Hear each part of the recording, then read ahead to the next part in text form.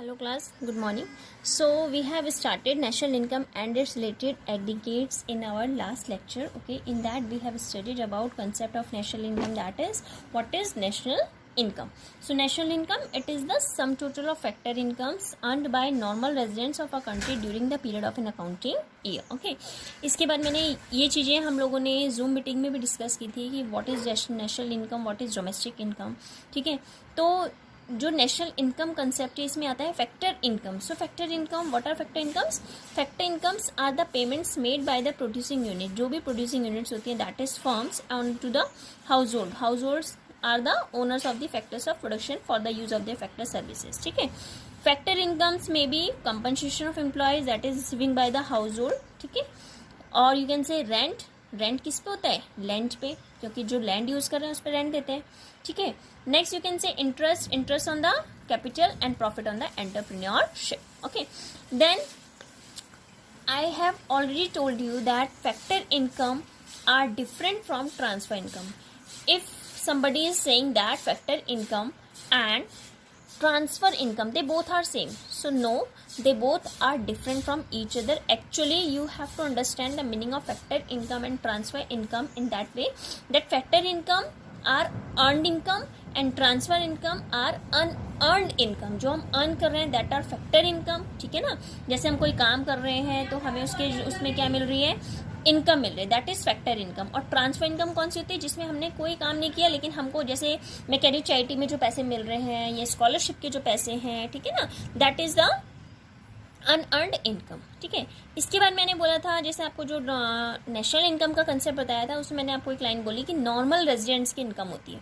तो normal residents कौन से होते हैं? Normal resident is said to be one who ordinarily resides in a country. एक तो जो है जो कंट्री में बिलोंग करता है वहाँ पे रह रहा हो, और दूसरा जो उसका इकोनॉमिक इंटरेस्ट है वो उसकी अपनी कंट्री में होना चाहिए. इकोनॉमिक इंटरेस्ट भी उसी कंट्री में होना चाहिए. ऐसा नहीं है कि रहना वहाँ है और इंटरेस्ट कहीं और है. ठीक है ना. After that I have told you that domestic income and national concept of income. ठीक है, तो ये जो हमारा डोमेस्टिक और नेशनल कंसेप्ट ऑफ इनकम है, ये क्या होता है? देखो, डोमेस्टिक इनकम क्या है? टोटल ऑफ फैक्टर इनकम ही है, लेकिन क्या है? Generated with in the domestic territory of a country. ठीक है, फैक्टर इनकम में आता है आपका compensation of employees, you can से रेंट, इंटरेस्ट, प्रॉफिट, जो जनरेट हो रही है with in a domestic territory of a country, that is your domestic income. If we are talking about national income, so national income, it is the sum total of factor incomes which is earned by normal residents of a country. ठीक है, no matter where it is generated within the domestic territory or outside, but domestic income should be generated within the domestic territory of a country, no matter who generates it, normal residents और non resident. चाहे normal residents generate कर रहे हैं या non resident generate कर रहे हैं, उससे कोई मैटर नहीं होता, लेकिन वो हमारा क्या होना चाहिए? Generated with in the domestic territory of a country. Okay, so this is the difference, basic difference between the domestic income and the national income. Okay, after that I have told you that domestic income and domestic product, they both are same, they both are identical to each other.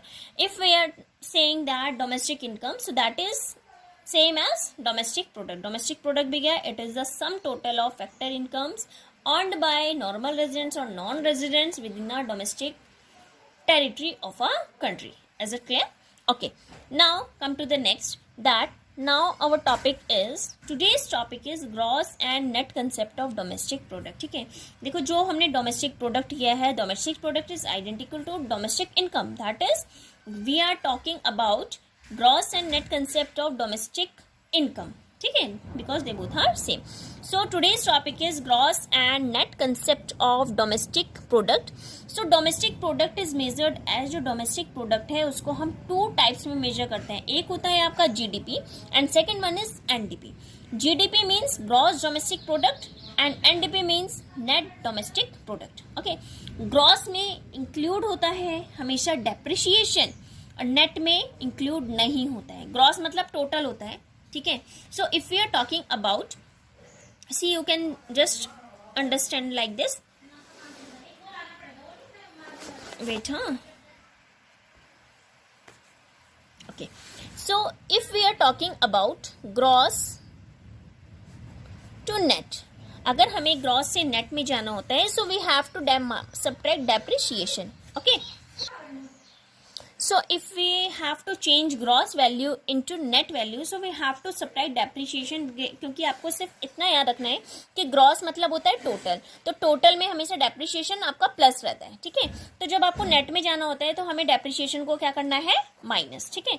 ये कुछ इसके rules हैं जो आपको learn करने हैं national income concept के लिए। If we are saying that we have to convert net into gross, so what we have to date,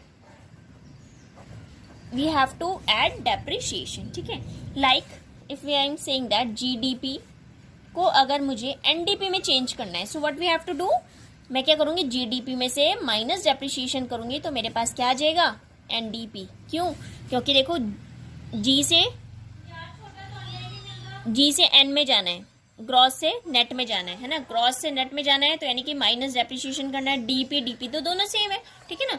इसके बाद जो हमारा नेक्स्ट कंसेप्ट आता है वो आता है हमारा, जैसे अगर मैं जीडीपी हुआ, इसके बाद आता है नेशनल, डोमेस्टिक से आपको नेशनल में जाना है, डोमेस्टिक को अगर नेशनल में चेंज करना है, देखो डोमेस्टिक को अगर नेशनल में चेंज करेंगे तो हम क्या करेंगे, इसमें plus NFIA।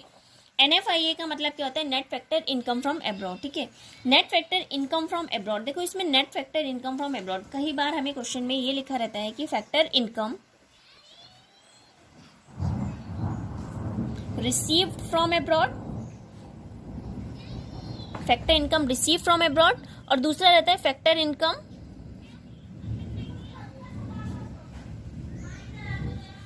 Paid to abroad. तो नेट, जब मैं अगर मेरे को दो वैल्यू, अगर आपको डायरेक्ट क्वेश्चन में वैल्यू दे रखी है net factor income from abroad, so you have to use that value only.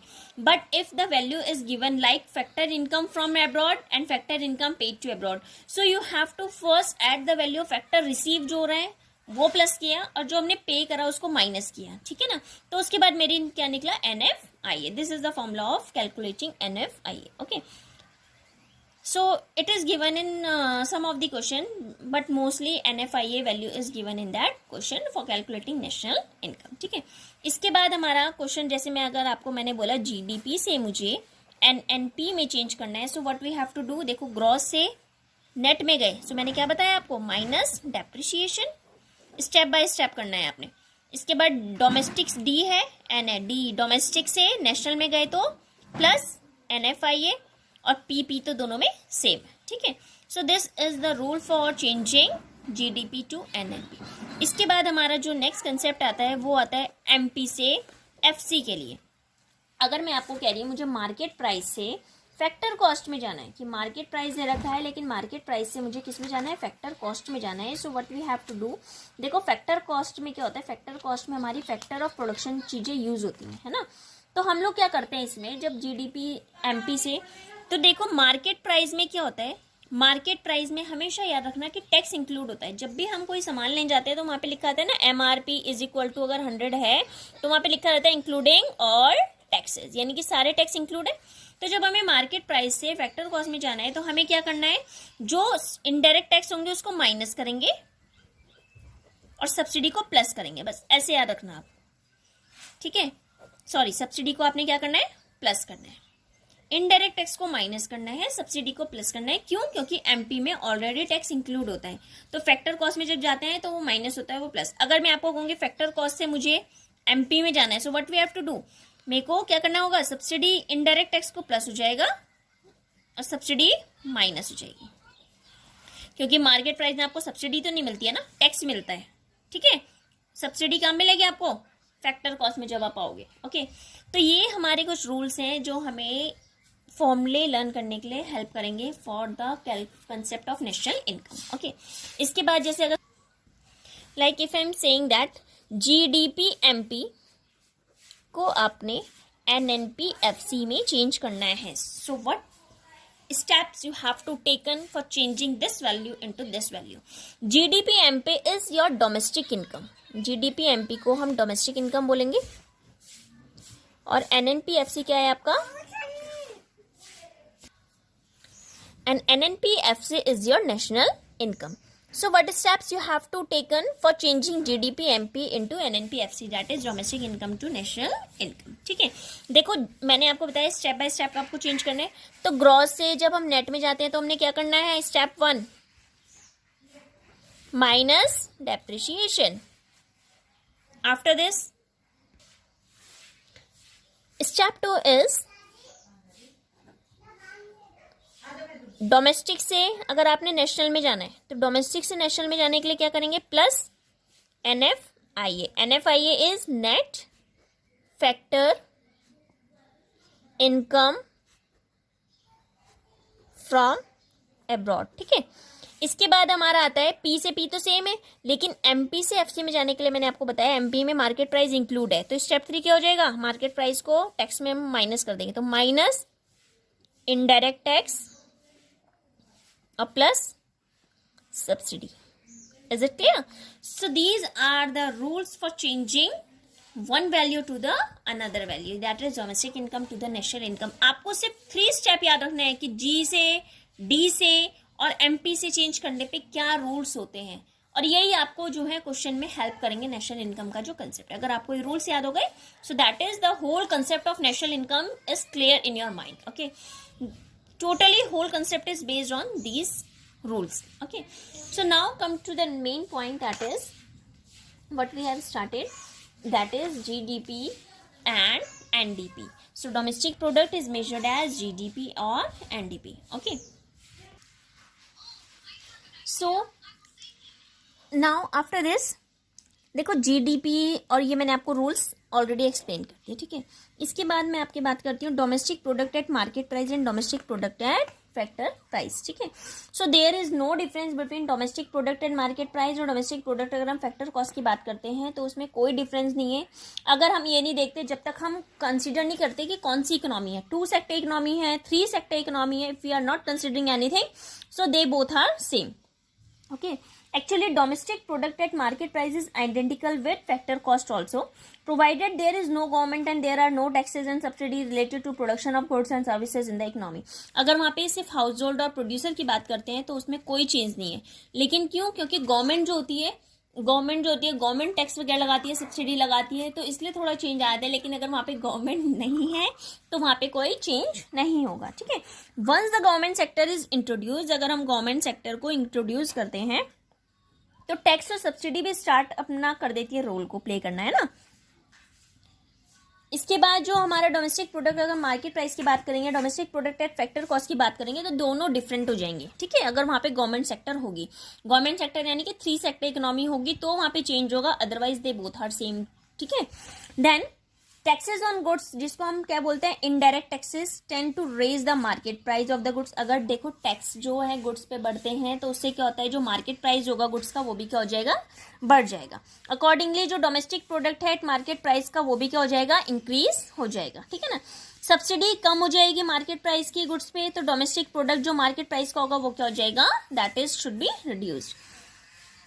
Okay okay, so to show the parity between domestic product and market price and domestic product at factor price, so we deduct the value of domestic indirect taxes from domestic product, और जो add होगी subsidy की domestic product से तो वो हमें market price में क्या मैंने बताया था हमें ऐड करनी पड़ेगी. ठीक है, it is with this adjustment that 2 aggregates become equal. इसी एडजस्टमेंट से जो दोनों एग्रीगेट्स हैं वो दोनों एक दूसरे के इक्वल होंगे. ठीक है, अब इसके बाद हम लोग बात करते हैं aggregates related to national income.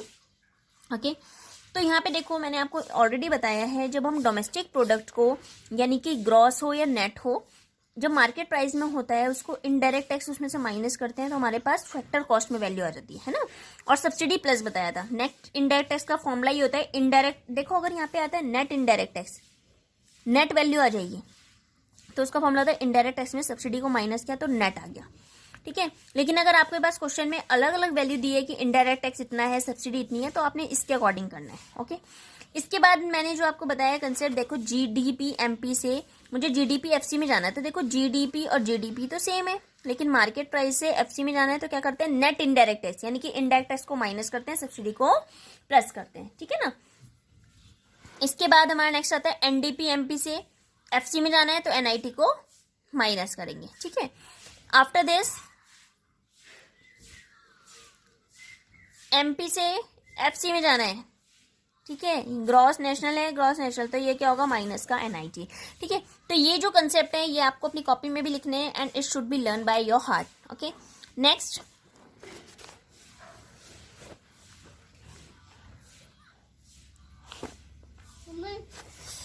Okay, So now next topic is aggregates related to national income. So gross domestic product at market price, it is the market value होती है फाइनल गुड्स और सर्विसेज की जो produce होती है with in the domestic territory of a country during the period of an accounting year including depreciation. Same value होती है, लेकिन इसमें क्या हो गया, देखो सेम डेफिनेशन होती है दोनों की, ग्रॉस में और नेट में.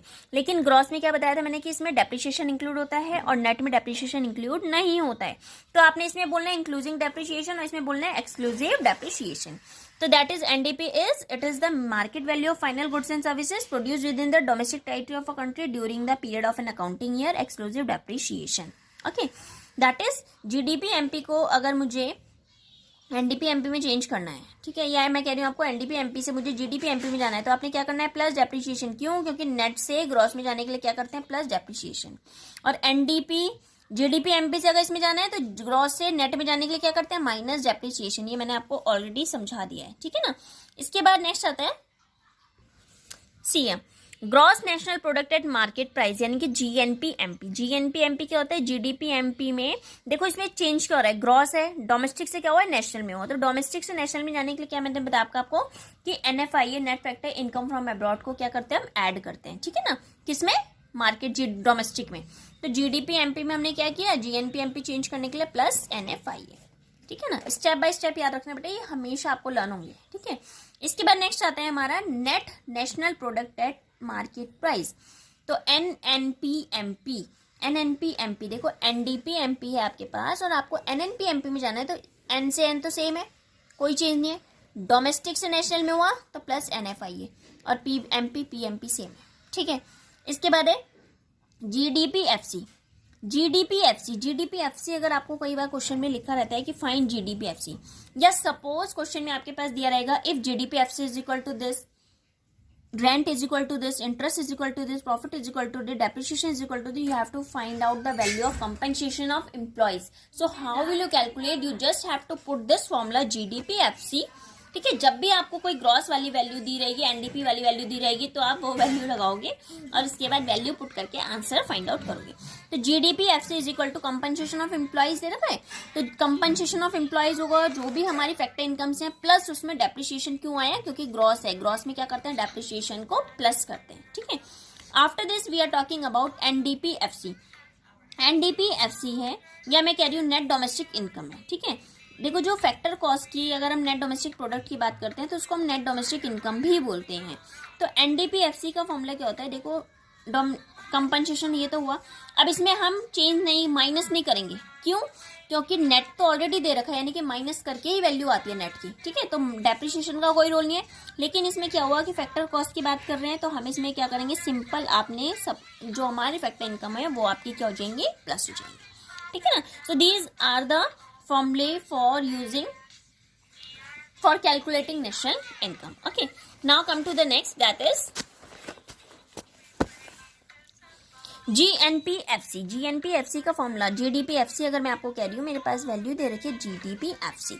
तो GDPFC में देखो G से G तो सेम है, लेकिन डोमेस्टिक से किसका चेंज हुआ है नेशनल का, तो प्लस क्या करा हमने NFI, बाकी सब कुछ सेम है. इसके बाद आता है एनएनपीएफसी. एनएनपीएफसी अगर मेरे को एनडीपीएफसी दे रखा है और एनएनपीएफसी निकालना है तो सेम डोमेस्टिक से नेशनल का है तो प्लस एनएफआईए. अगर मैं कहती हूँ मुझे इससे इसमें जाना होता है तो मैं इसमें से माइनस करती हूँ. नेशनल से डोमेस्टिक में जाने के लिए हम लोग माइनस करते हैं, ठीक है. सो एनडीपीएफसी हो गया. अगर मैं आपको कहती हूँ सिंपल एक और एनएनपीएफसी का फॉर्मूला होता है, that is compensation of employees, rent, interest, profit हो गया, और इसके बाद एनएफआईए. क्योंकि एनडीपीएफसी मैंने क्या बताया था अभी आपको पीछे, सारी फैक्टर इनकम को क्या बोलते हैं एनडीपीएफसी. आप ये भी लिख सकते हो NDPFC is the sum total of all factor income, that is rent, interest, profit and compensation of employees. Okay, ये रूल मैंने आपको ऑलरेडी एक्सप्लेन कर दिया कि डोमेस्टिक से नेशनल में जाने के लिए प्लस एनएफआईए, नेशनल से डोमेस्टिक में जाने के लिए माइनस एनएफआईए, नेट से ग्रॉस में जाने के लिए प्लस डेप्रिसिएशन, ग्रॉस से नेट में जाने के लिए माइनस डेप्रिसिएशन, मार्केट प्राइस से फैक्टर प्राइस में जाने के लिए minus NIT. So these are the some golden rules you have to write in your notebook also, ठीक है ना. ये भी आपको अपनी नोटबुक में लिखना है, यहाँ पे नीचे लिखना नोट, और उसके बाद आपको ये नोट्स को अपनी कॉपी में लिखने. ओके, जो भी आपके नोट्स होंगे अगर आपको वीडियोज में क्लियर नहीं होंगे so I will upload as a PDF in your homework portal also and you have to make notes from that also, ठीक है ना. उस PDF से आप अपनी नोटबुक्स में नोट बना सकते हो. Okay, So is it clear? Now after this we will start our new topic, that is real and nominal GDP. So we will start it on next lecture, and till here we will discuss tomorrow in the Zoom meeting. जो भी आपके कुछ doubts हैं, जो भी कोई problem है, तो आप Zoom मीटिंग में कल पूछ सकते हो. Zoom मीटिंग में जितना हमने अभी तक किया है, देखो Zoom मीटिंग का मतलब है जितना हमने किया है उससे रिलेटेड मैं क्वेश्चंस आपसे पूछूंगी, ठीक है ना. इनको अपनी नोटबुक में लिखना, उसी के बेसिस पे आपसे क्वेश्चन पूछूंगी, जो आपके डाउट्स होंगे वो क्लियर होंगे. ऐसा नहीं है कि Zoom मीटिंग का मतलब है नई क्लास को मैं कंडक्ट करूंगी. जो लेक्चर हैं वो आपके वीडियो के थ्रू चलेंगे, लेकिन Zoom मीटिंग क्या है, it should be interactive class. You have to ask your doubts, you have to clear your doubts from that meeting. Okay ना, उस मीटिंग से हम लोग ये कर सकते हैं, ठीक है. जो भी आपको कुछ पूछना है, whatever you have to want to ask, you can write in a notebook, and whenever the Zoom meeting will be conducted you have to ask that questions. Okay, वैसे मैंने आपको टाइम दे दिया है कि कल आप लोगों की सैटरडे है, कल सैटरडे को Zoom मीटिंग का टर्न है आपका इको का, and it should be conducted at 12 PM, ठीक है ना, 12 बजे होगी दिन में.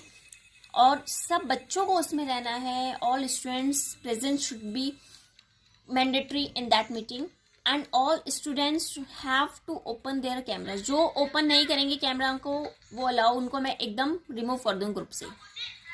तो ये मैंडेटरी है, स्कूल से रूल है कि आप लोगों ने जो अटेंड करनी है मीटिंग, एक तो वो ड्रेस में होनी चाहिए, स्कूल ड्रेस में आपने बैठना है, और सेकेंड वन थिंग इज आपको अपने कैमरास को ओपन रखना है, ठीक है. कोई ऐसा ना हो कि, और जो बच्चे अटेंड करते हैं मीटिंग को वो अपनी पर्सनल आईडी से करेंगे. पर्सनल आईडी मतलब अपने नेम के साथ में करेंगे. On that basis you have to got your attendance, ठीक है. विदाउट नेम अगर कोई आएगा, कुछ और नाम लिखा है या डैश बना हुआ कुछ आ जाता है बना हुआ, ठीक है ना, अपने अपने नाम जो तुम लोग अलग अलग रखते हो, तो वो नहीं होना चाहिए. जो भी आप मीटिंग में आओगे तो अपना आपने पर्सनल आईडी से आना है, पर्सनल नेम से आना है, ठीक है. So thank you class, we will discuss doubts on this topic tomorrow. Okay, thank you.